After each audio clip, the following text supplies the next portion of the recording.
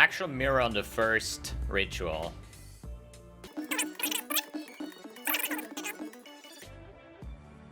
I just buy the wormsuit, dude. Easy.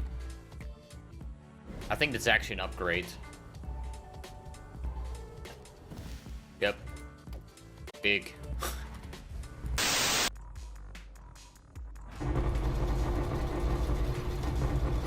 Yo! What the fuck? Either my filter is like super bad or they buffed some of the loot boxes in the labyrinth, man. 3, 2, 1, let's go. Are you fucking kidding me? Is this the reflection?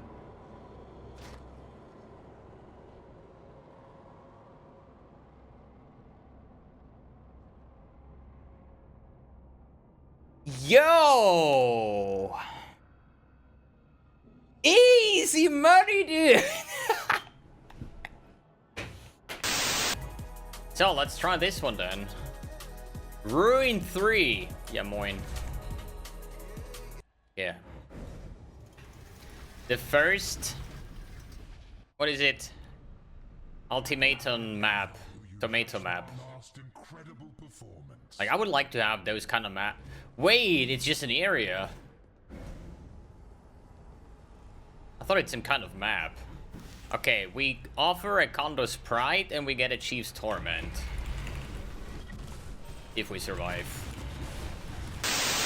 But I'm just imagining, like, Essence Drain Contagion, if you have the damage. It's like one Essence Drain, the entire map is like gone because there is so much monster density. What?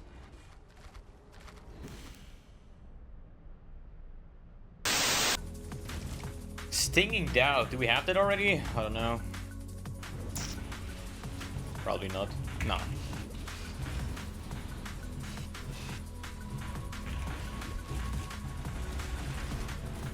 God, Agnostic is so freaking good. I cannot die in these trials. Like, the quality of life. With this build, I couldn't just do any content. Even lab running.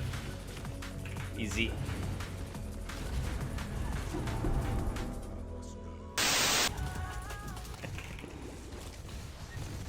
Yo, Scout Towers are actually MVP, man. Just gonna build all the Scout Towers and have like freaking Bees of Doom. Wait, how shitty is that? Circles with Ruin?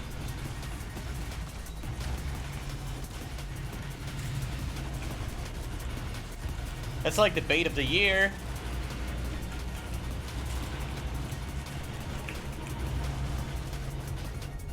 Ah, 4 Chaos!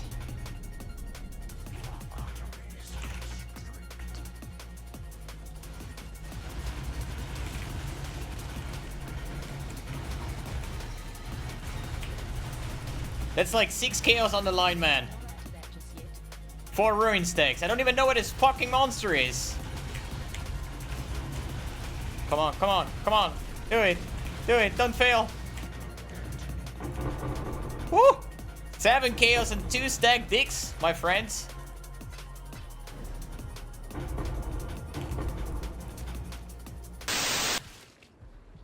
How cool is that, dude? But the damage. 80% more damage with hits and ailments per 10 life reserve by this skill. So if I just reserve freaking, I don't know, 4,000 life, that shit one-shots bosses, man. Holy shit. Full concentration now. Because I'm about to get one shot. Because it's the last lap, you know? It's our rank 3. Alright. Focus. I got this. Okay, good. Yeah, okay. Yeah, okay, okay. That's good. Yeah. Alright, rebuff. Recurse. Doing this, okay. Oh! Ah! Easy, dude! Get wrecked, son! is more dangerous than the journey, Ascendant.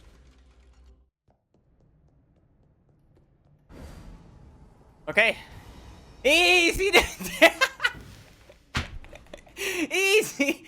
Okay. Now, since I forgot to buy a base, we're gonna get the PogChamp Lap Enchant, man. Heavy Strike, Contagion Duration, Molten Shell, Buff Effect, Critical Strike, do you have it? Tree Command. Okay, all our shit. That's good.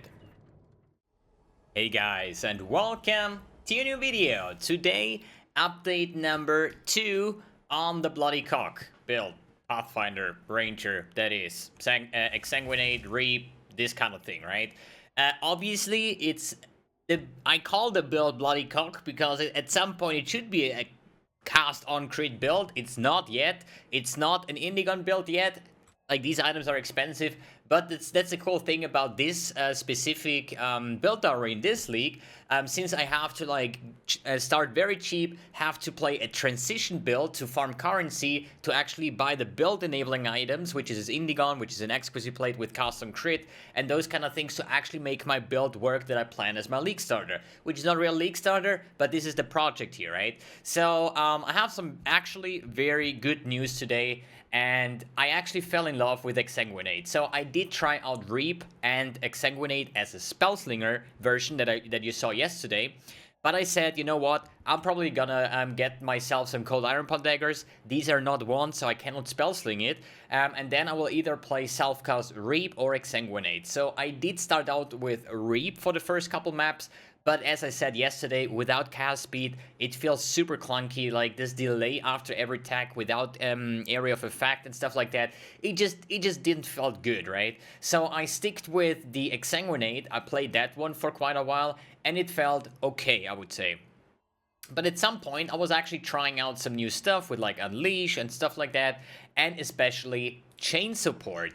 So, Chain makes Reap a different skill, I gotta say, right? So, for example, if we're just gonna go to Blood Aqueduct, and I'm going to run a map in a bit, so you're gonna see how it currently looks like. So, Reap, you guys know Reap, right? We play it this time with the Unleash. That means if I just use it like this, I have like one Exsanguinate here, right? If I use it with Unleash, I'm getting my Unleash stacks, and once that's 3, and we're actually shooting 3 at once, which is a pretty insane burst potential because you're getting the 3 stacks of Exsanguinate right away. But if you use Chain, I mean, it doesn't look any different over here, right? But the good thing about Chain is the thing I thought it's going to work, like Exsanguinate fires tendrils at up to 10 targets, right? That means that once I hit a target, these tendrils go to 10 different targets. And I thought that the chain support makes it just so it's not 10 targets, it's 12 targets, you know? So not really a game changer. But what's happening instead is I'm shooting 3 Exsanguinates. So the Exsanguinate that actually chains is actually chaining twice. So I'm getting like, it feels, I don't know if this is correct, but it feels like that I'm actually getting 30 targets hit, because the Exsanguinate that hits 10 targets chains twice. So the first 10 targets, 10 targets, 10 targets. And this is how it feels like to play, and the clear is actually insane. There's just one Exsanguinate, and like literally the entire screen is literally gone, you know? And the cool thing is, Exsanguinate just chains left and right. So I might shoot at the chest here, but the first chain is actually going this direction and then to the other side. So for like how you say, breaches, for example, and stuff like that, it's actually quite insane that it just chains like around the corner, right? It's like, it's really cool. And I gotta say, Chain is actually the game breaker, like the game changer in that regard, right? Like, it just feels like 10 times, 100 times better to play with Chain and Exsanguinate than without. I mean, I can't just use it without, so you see the difference. I mean, the monster density, it's a pretty open rift, but see, those 2 guys survived. With Chain, that would not happen. It would just completely chain to this pack, to the next pack. But as you see, there is sometimes some mobs is just surviving just because it was not standing in the cone, right?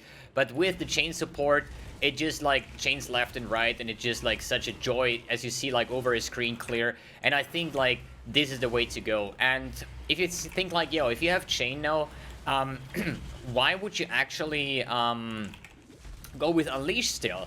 And personally, I tested both. like with Unleash and without Unleash, both with Chain obviously, it just feels a lot smoother if you play with Unleash, you know, because sometimes you have like you're shooting two and then these chain independent from each other, and it just feels amazing. And from the damage point of view, at the moment, I mean, I'm running tier 1 maps or tier 5 maps, whatever, like low tier maps.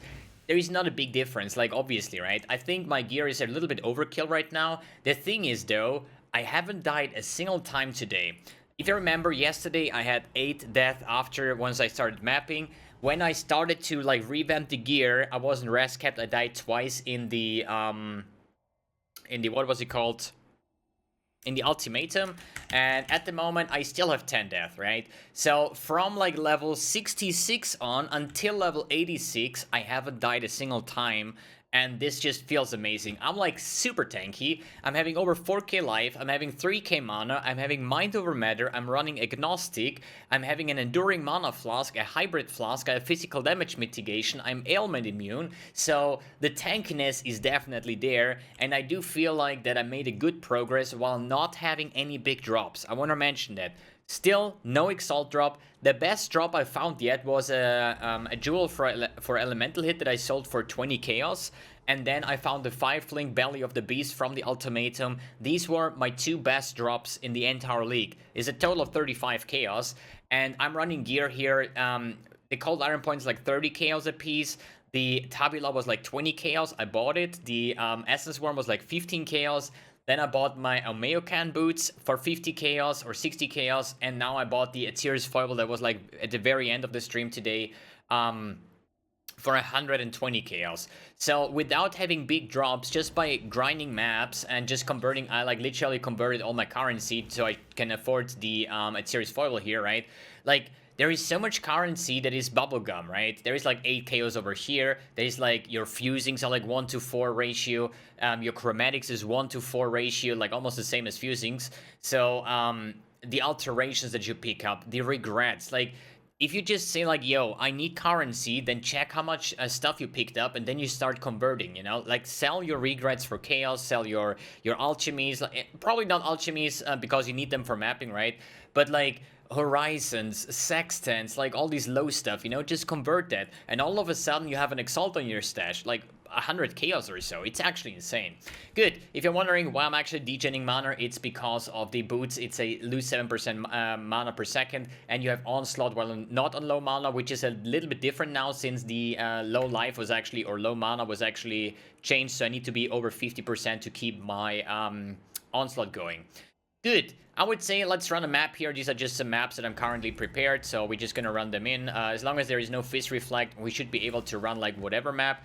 I did, like, from the last, like yesterday's goal, I said I want to have 3 or 4 laps and 50 maps. I only got 40, but I did Uberlap, and the reason why I did not have 50 yet is I did not buy any maps yet. Map sustain is a little bit harder this league, but I did a lot of side content. I did Delph, I did like 3 temples, like the, what is it, the Alba Temple.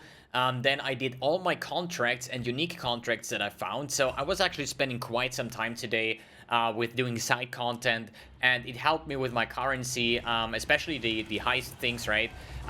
Felt actually pretty good. And like every heist run is like 2-3 chaos, and it just sums up, you know. Yes, I did not have any big drops, still no Exalted Orb, but overall I made actually quite a nice currency today. I would say, with all the currency that I spent today for the build, I probably made like 3 or 4 Exalts today, just by mapping low tier maps. So it's definitely possible, and there is a lot of currency just coming from like picking up random stuff.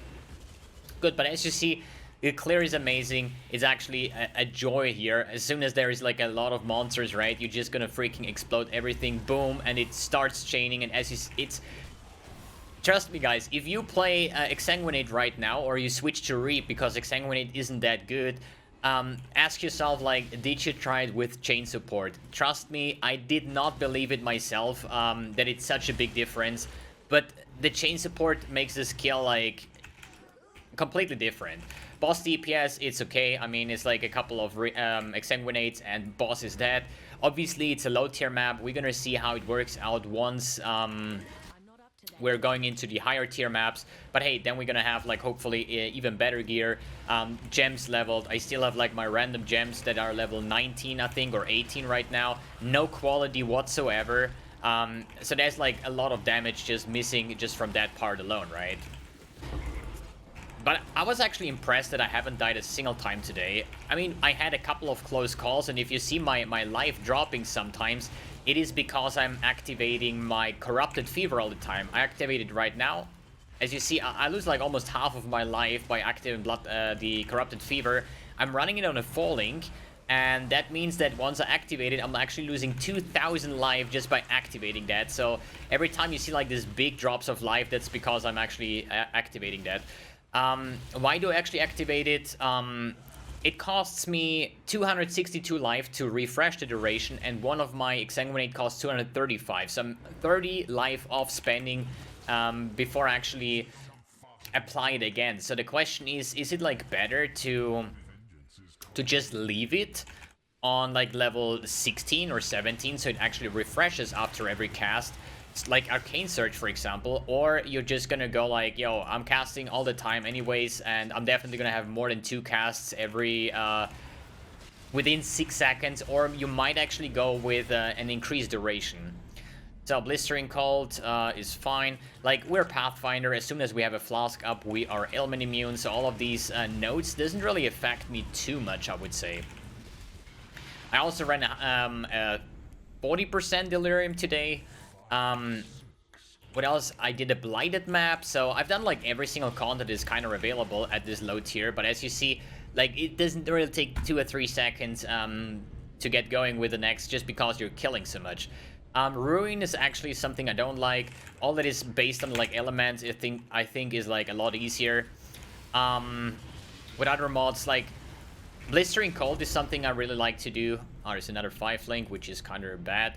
I don't like these ones unless it's like super late in the state. But like Restless Ground or the Toxic Miasma thing, right?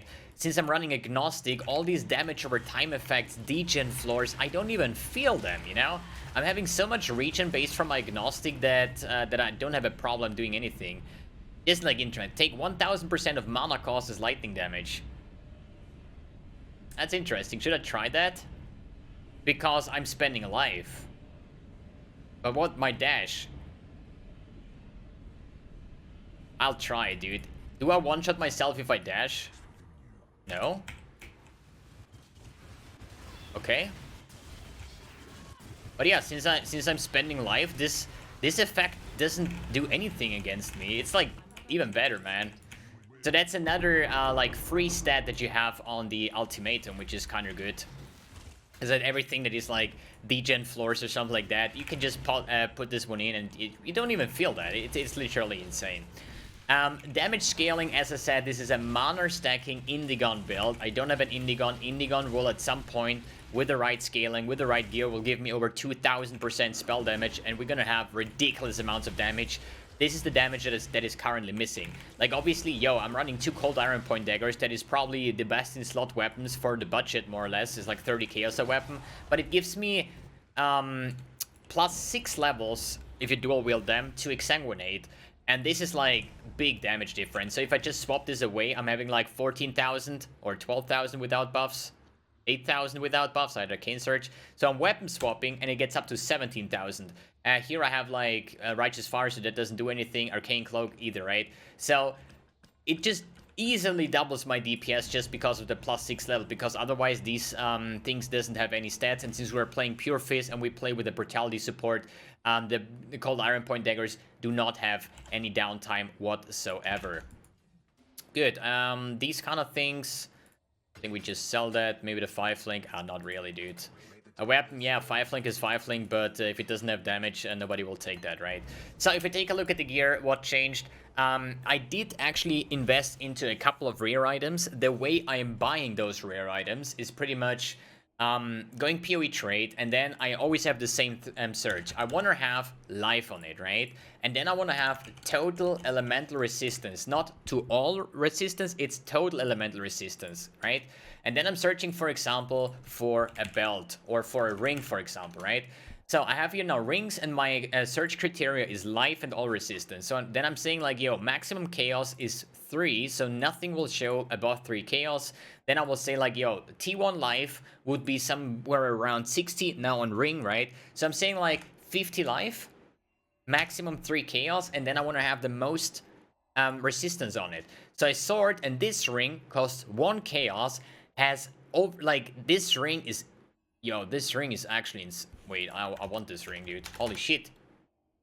Yo, this ring is big, dude. Yo, D&D.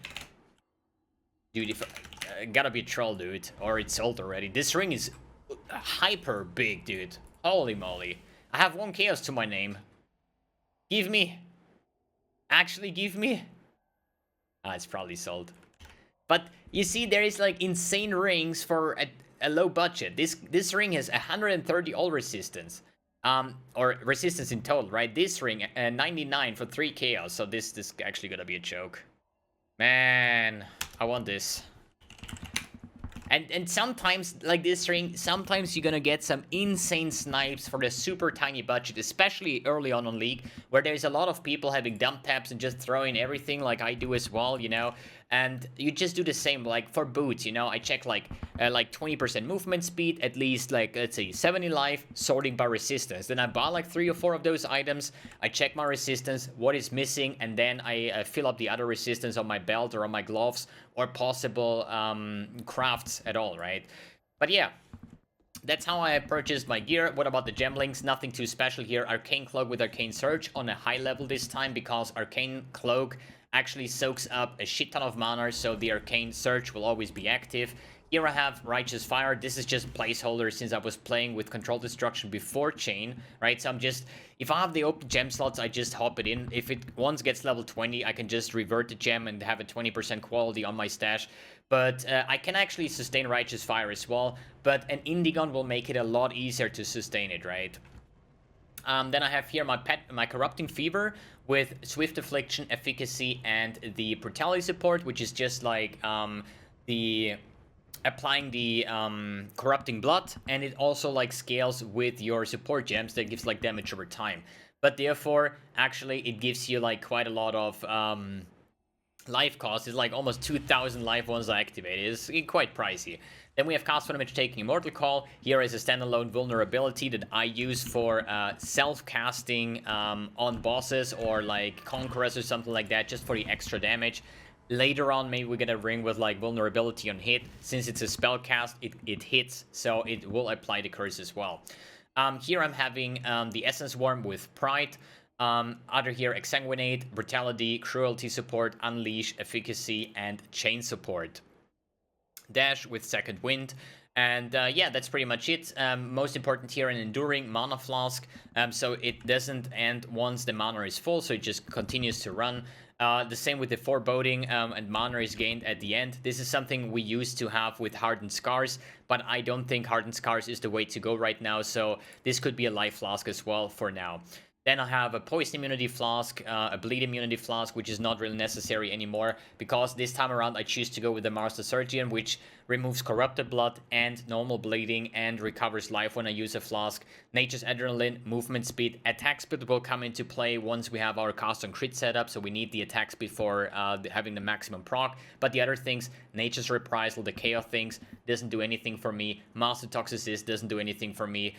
Veteran Boyer doesn't do anything either. Usually, you would not take Master Surgeon and take this Flask Effect node and this Flask Effect node, but at the end, now I don't have to worry about Corrupted Blood or Normal Blood, and I get Flask Charges on Crit, and I will be a Crit build at some point. I am a little bit of a Crit build already, but not a lot. But later on with Cast on Crit, I think this will be the optimum setup. For the skill tree, I do have just like any life, mana, X jewels. I searched them, I had them on auto search for like 3 chaos a piece. Here I got physical damage over time. Here I got some fire and cold res. Here I got, like, everything is life and mana, right? Here I got strength and intelligence and cannot be maimed. Over here I have life mana chaos resistance. Here I have life mana with lightning resistance. So it's just like the typical things. And I did scale down on the left side of the tree because I don't have cluster jewels yet. I would remove the entire left side once I opt in the large cluster jewel on this side and over here as well. But since I have these access points, I actually filled up the entire life wheel on the Scion side. I scaled down over here because Vanquisher is like a big damage upgrade, as well as these couple nodes over here. But as I said, once I'm opting into the cluster jewels, I'm actually going to remove the entire left side of the tree. Path of Building link is in the description below this time around, because I think this is a pretty stable version. I'm having a lot of fun to play on this build. I really like it. I did get my core items. I have my Cold Iron Point daggers. I have my Tabula. I have my Essence Worm. I have like my Series Foible and the Omeo Can boots. So things are looking pretty dope right now. The rest of the items just life resistance, so I'm rest capped. And I think the build will not pretty much change at all. Now I'm going to save up for the cluster jewels for the potential cast and crit weapon and the Indigon, because this is going to be the next big point. So one thing I still want to mention here, since I'm currently seeing my gems here, remember when I talked about there is probably no way, or it's going to be heavily gear depending, if you use Arrogant support with what do you say, with agnostic. So what happens, we're just gonna unequip all of these things here just so I can actually use it.